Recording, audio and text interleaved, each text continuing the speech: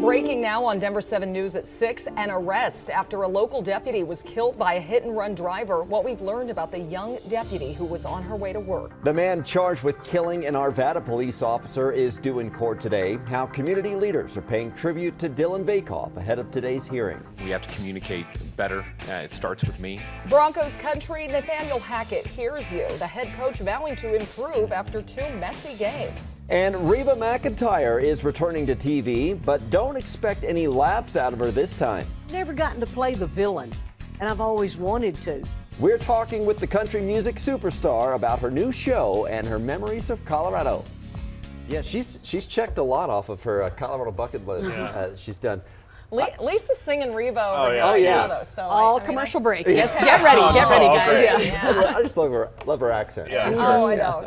The best, yeah. Well, good Tuesday morning to you. I'm Brian Sanders. And I'm Nicole Brady. Hey, besides being a talented singer, Lisa also has a beautiful Listen to her forecast. sing Gloria. Oh my goodness.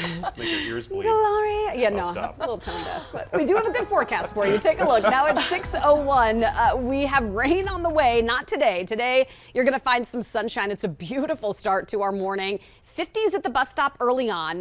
Mid to upper 80s as your kids get off the bus this afternoon. We're going to hit a high right around 90. There will be an increase in clouds this afternoon, but it is going to be a pretty dry day today. Showers will develop, though, tonight. Look at these highs, though. One more really warm day before we see about a 20 to 30 degree cool down. It'll be 70s to low 80s for the mountains today and primarily 90s for the plains. Here's a view. You can see a little bit of cloud cover from our Viero camera there in Lyman, but a really pretty start. Flash or flood watches in effect for parts of western and southwestern Colorado. We'll take a closer look at some of this heavy rain that's expected in spots across the state and when we're going to get wet here in town. And if any of those watches become a warning in Glenwood Canyon, we'll see I-70 shut down for a time if that happens. We right now have a late construction project on I-70 on that eastbound side right here at Pecos. Traffic is backing up almost to Lakeside right now. Wish I could show you a camera in there. Unfortunately, none of the cameras are working, but you're looking at double the commute time. So some of the side roads through there, 6th Avenue is one of the better options if that's convenient to get over to I-25 and avoid all those traffic delays. No other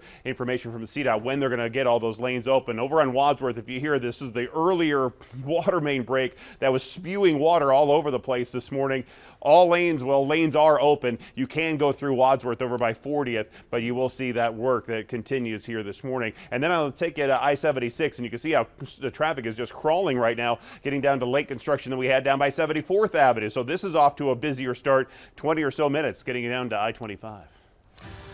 Breaking overnight, a man is now in custody in connection with the death of a Weld County deputy. Octavio Gonzalez Garcia was arrested around 10:15 last night in Fort Collins and transferred back to Greeley. Investigators say there's evidence he was intoxicated when he crashed into Deputy Alexis Hynute Sunday. She was riding her motorcycle to work and would have turned 25 years old Sunday. She joined the sheriff's office back in 2018. The Weld County Sheriff's Office is now collecting donations to help offset some of the funeral costs. We have more details on Denver7.com. Meanwhile, the man accused of killing an Arvada police officer is due back in court. Denver 7's Christian Lopez joins us outside the courthouse this morning. And this was nice to see local leaders paying tribute to Officer Dylan Vakoff ahead of today's hearing. Last night before the Arvada City Council meeting, city leaders took a moment to honor and remember Officer Dylan Vakoff. The shooting suspect, Sonny Almanza, was formally charged Monday. Today he will be back in court here in Jefferson County.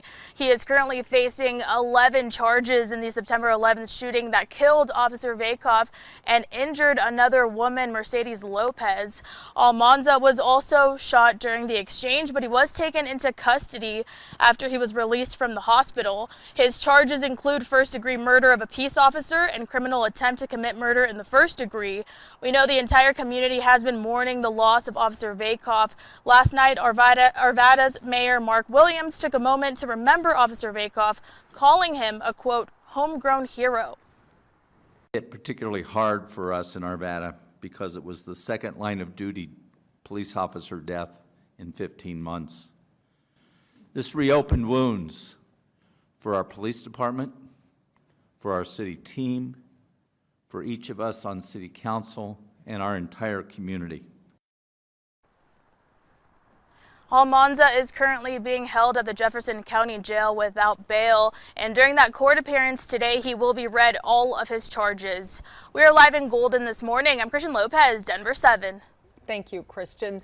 The FBI is trying to figure out who called in threats to schools across the state yesterday. East High School in Denver was one of them. The building was evacuated after someone called 911 claiming to be a teacher and said there was an active shooter. Air Tracker 7 was flying above this as kids flooded out of the school yesterday, but that threat was determined to be unfounded. Now, these so-called swatting incidents also happened in Colorado Springs, Montrose, Delta, Cedar Ridge, and Alamosa.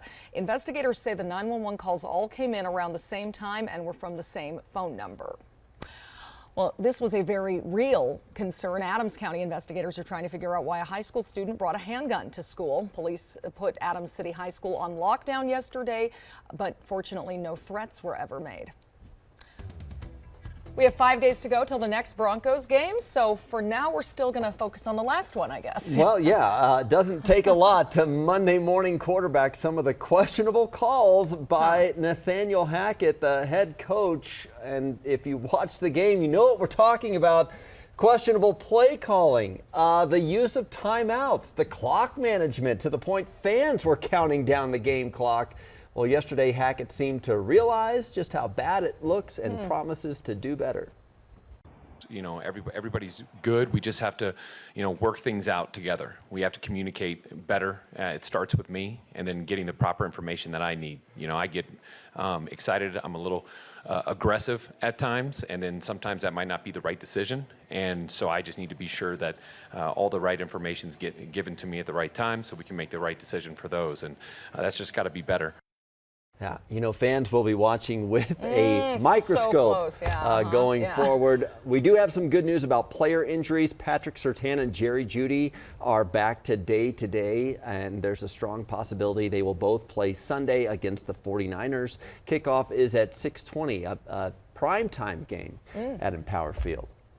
Well, tomorrow night, speaking of primetime, Big Sky returns for season 3 on ABC, featuring a new, very recognizable cast member. Danny New is here with more. You talked to that cast member, Reba McEntire, needs no introduction.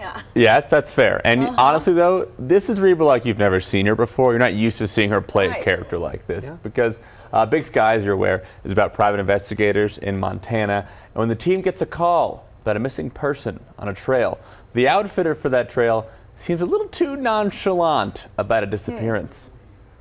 What can I do you for? Actually, the family of a backpacker contacted the office. They haven't heard from him in a while. They're worried. Well, is he missing, lost? It's that time of the year, tourist season. Yeah, we're not sure. I said I'd look around. Well, hundreds of miles of trail. People come out here to get off the grid, get lost. See, you're like, I don't know. Is she a murderer? Well, we don't know, but she's definitely a possible villain. And when I asked her about it, Reba said that this was a new adventure, but also, of course, a little confusing for someone who once starred in her own sitcom. You're not really playing a character that we're used to seeing you play. This one is kind of mysterious. I'm not sure if you can trust this person. It must have been pretty fun for you to kind of break bad a little bit. Oh, it was a blast. When they first came to me and said that the concept that they had for me, I was like, I'm in. Because I've never gotten to play the villain, and I've always wanted to. And then I got to worried after I said yes about it. I thought, oh my gosh, what are my fans going to think? Are they going to like me playing this? And after we started filming, I thought, my fans are going to love this. How could you not? It's Reba, right? Yeah. Now, Reba is not from Colorado per se, but she did grow up in Oklahoma, so she appreciates our area. She said she once shot an album cover in Estes Park. She played the Boulder Rodeo and has checked off an important state bucket lister. What was that? She drove to the top of Pikes Peak. And America's Mountain. America's Mountain. She said she's always very grateful. Everyone here was always super appreciative of her. So yes. Well, I multi-talented. I don't know if I can buy her as the bad guy though with that accent. When you're watching it, right. I told her this. Like, she's got the eyes down because she's has big blue eyes. She kind of gives that look. You're like, I don't know if I can. I trust you. All right, we'll have to watch and see. Yeah. Season 3, kicks off tomorrow. Lisa, still jamming out to Reba. Yeah.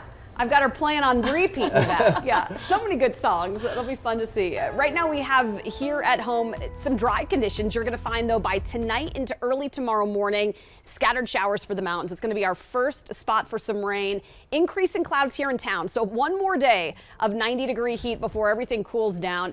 It's a pretty big cool down, Jason, tomorrow. We'll take a closer look at that coming up. I've heard of a water main break, another one down at Dry Creek in Detroit, which is just off the university on the south side of town, but I'm not seeing any significant delays. Still looking at this late construction on westbound I-70, trying to get a crossover to Pecos and I-25. You're looking still at double the commute time, 6th Avenue, a much faster option right now getting over to I-25. Well, taking a live look from Turks and Caicos this morning, not the beautiful blue skies and sunshine we're used to seeing. Hurricane Fiona has gained strength overnight as it heads toward this popular vacation destination. And speaking of vacation, have you thought about your holiday travel plans yet? We're looking at the best time to book flights. Plus, so many of us rely on that morning caffeine kick to start our day, but a new survey finds how much we're actually willing to pay for it.